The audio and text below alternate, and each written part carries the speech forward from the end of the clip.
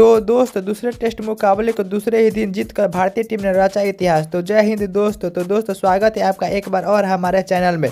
तो जैसा कि दोस्तों आज भारत और साउथ अफ्रीका के बीच दूसरे टेस्ट मुकाबले का दूसरे दिन का खेल खेला गया, जहां पर भारतीय टीम ने इस मुकाबले को 7 विकेट से अपने नाम कर लिया है। तो दोस्तों इस वीडियो में हम आपको बताएंगे इस मुकाबले का पूरा हाईलाइट शुरुआत से, जिसे देखने के लिए बन रहे हमारे वीडियो के अंत तक। उससे पहले आप सभी को क्या लगता है भारतीय टीम किस कारण से दूसरा टेस्ट मुकाबला जीती, गेंदबाजी या बल्लेबाजी? कमेंट बॉक्स में अपनी कीमती राय जरूर बताइएगा। तो चलिए दोस्तों हम आपको बताते हैं दूसरे दिन का खेल का पूरा हाईलाइट शुरुआत से ही। तो दोस्तों आज फिर से साउथ अफ्रीका टीम की तरफ से पारी की शुरुआत करने होते एडम मार्करम और डेविड बेघंगम। तो वही दोस्तों भारतीय टीम की तरफ से पहला ओवर डालने हैं, यानी पारी का 18वां ओवर डालने हैं जसप्रीत बुमराह। तो उनकी दूसरी गेंद पर डेविड बेघंगम ने कवर की दिशा में एक शानदार चौका लगाया। तभी इसी ओवर के कमबैक करते जसप्रीत बुमराह ने इसी ओवर की छठी गेंद पर डेविड बेघंगम को विकेट कीपर क्या राहुल का तो क्या चोट का पेलन भेजा और अपनी टीम को चौथी सफलता दिलाई। डेविड बेघंगम इस मुकाबले में 12 गेंदों में 11 रन की पारी खेले। इसके बाद नए बल्लेबाज के रूप में काइल बिराने बल्लेबाजी करने आए। तभी 19वां ओवर डालने मुकेश कुमार की चौथी गेंद पर काइल बिराने ने फाइनल की दिशा में एक शानदार चौका जोड़ दिया और अपनी पारी का आगाज किया। तभी फिर से 21वां ओवर डालने मुकेश कुमार की 5वीं गेंद जो कि नो बॉल थी, उस पर एक शानदार चौका फाइनल की दिशा में लगा एडम मार्करम ने। और आज एडम मार्करम अच्छी लय में भी नजर आ रहे थे। तभी 22वां ओवर डालने जसप्रीत बुमराह ने अपनी पहली गेंद पर काइल बिराने को मोहम्मद सिराज का तो क्या चोट का पेलन भेजा और भारतीय टीम को 5वीं सफलता दिलाई। काइल बिराने इस मुकाबले में 7 गेंदों में 9 रन की पारी खेले। इसके बाद नए बल्लेबाज के रूप में मार्को जॉनसन बल्लेबाजी करने। तभी जसप्रीत बुमराह की इसी ओवर की छठी गेंद पर बैक पॉइंट की दिशा में एक शानदार चौका जगह अपनी पारी का आगाज किया मार्को जॉनसन ने।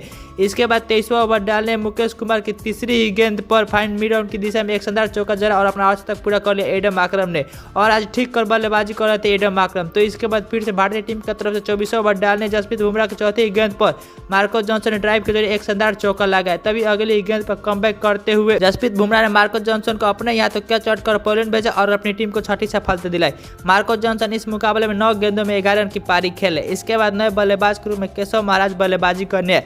तभी 25वां ओवर डालने मुकेश कुमार की छठी गेंद पर एडम मार्करम ने लेग साइड की दिशा में एक शानदार चौका जोड़ दिया।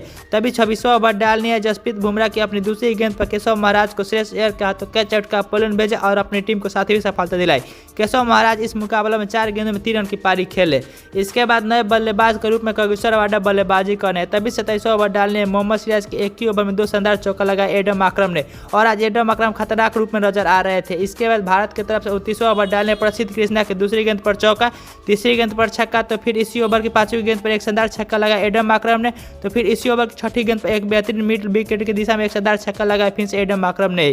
और आज एडम मार्करम 90 रन पर पहुंच गए थे इसी के साथ। तभी 30वां ओवर डालने जसप्रीत बुमराह की एक ही ओवर में 2 शानदार चौका लगा और अपना शतक पूरा कर लिया एडम मार्करम ने। और भारतीय टीम के आज गेंदबाजों को कसकर कुटाई की। तभी 32वां ओवर डालने मोहम्मद सिराज की तीसरी गेंद पर एडम मार्करम ने फिर से मिड ऑन की दिशा में एक शानदार चौका जोड़ दिया।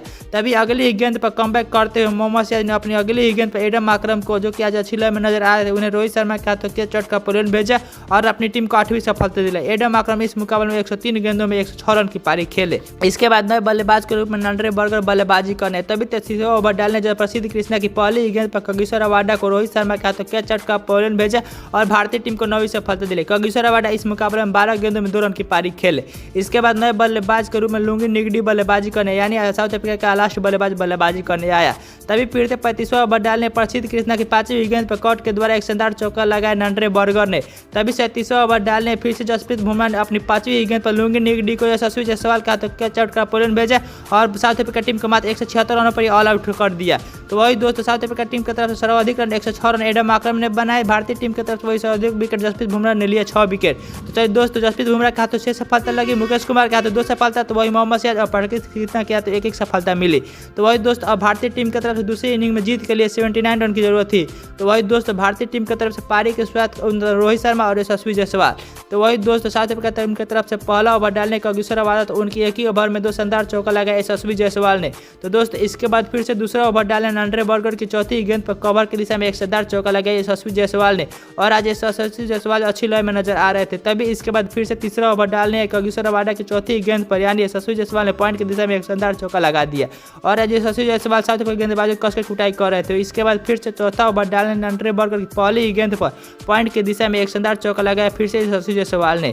तभी छठा ओवर डालने नंड्रे बर्गर की पहली गेंद पर रोहित शर्मा ने आउटसाइड कवर की दिशा में एक शानदार चौका जोड़ दिया। तो इसी ओवर की तीसरी गेंद पर यशस्वी जायसवाल ने ने मिड ऑफ की दिशा में एक शानदार चौका जड़ दिया। तभी अगली गेंद पर कमबैक करते हुए नरेंद्र बर्गर ने यशस्वी जायसवाल को ट्रिस्टन डेसवर्ट के हाथों कैच आउट का पॉइंट भेजा और अपनी टीम को सफलता दिलाई और भारतीय टीम को पहला झटका दिया। यशस्वी जायसवाल इस मुकाबले में 23 गेंदों में 28 रन की पारी खेले। इसके बाद नए बल्लेबाज के रूप में शुभम गिल बल्लेबाजी करने तभी फिर से 8वां ओवर डालने नरेंद्र बर्गर की चौथी गेंद पर फाइनल की दिशा में एक शानदार चौका लगाया शुभम गिल ने और अपनी पारी का आगाज किया। तभी फिर से 9वां ओवर डालने कागिसोरन रबाडा की दूसरी गेंद पर शुभम गिल ने कवर की दिशा में एक शानदार चौका जड़ दिया। तभी अगली गेंद पर कमबैक करते हुए कागिसोरन रबाडा ने शुभम गिल को क्लीन बोल्ड कर पॉइंट भेजा और अपनी टीम को दूसरी सफलता दिलाई और भारतीय टीम को दूसरा झटका दिया। शुभम गिल इस मुकाबले में 11 गेंदों में 10 रन की पारी खेले। इसके बाद नए बल्लेबाज के रूप में विराट कोहली बल्लेबाजी करने तभी 10वां ओवर डाले मार्को जॉनसन की तीसरी गेंद पर विराट कोहली ने फाइनल की दिशा में एक शानदार चौका जड़कर अपनी पारी का आगाज किया। तभी इसी ओवर की छठी गेंद पर फिर से रोहित शर्मा ने मिड ऑफ की दिशा में एक शानदार चौका जड़ दिया। तभी 11वां ओवर डालने कागिसोरन रबाडा की 5वीं गेंद पर विराट कोहली ने लेग साइड की दिशा में एक शानदार चौका जड़ दिया। तभी फिर से 11वां ओवर डालने मार्को जॉनसन ने अपनी पहली गेंद पर विराट कोहली को विकेट कीपर काइल ब्रायन ने हाथों कैच आउट का पॉइंट भेजा और अपनी टीम को सफलता दिलाई और भारतीय टीम को तीसरा झटका दिया। विराट कोहली इस मुकाबले में 11 गेंदों में 12 रन की पारी खेले। इसके बाद नए बल्लेबाज के रूप में श्रेयस अय्यर बल्लेबाजी करने तभी इसी ओवर के छठी गेंद पर श्रेयस अय्यर ने सीधे बल्ले से एक शानदार छक्का लगाकर इस मुकाबले को जीत लिया और इस मुकाबले को भारतीय टीम ने 7 विकेट रहते ही हासिल कर लिया।